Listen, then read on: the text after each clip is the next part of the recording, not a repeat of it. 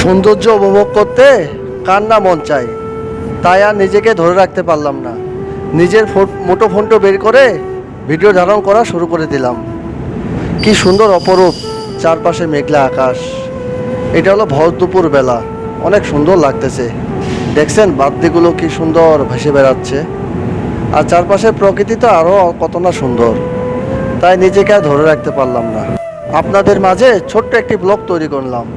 ভিডিওটা শেষ পর্যন্ত দেখতে থাকুন, কেমন লাগলো কমেন্টে জানাবেন।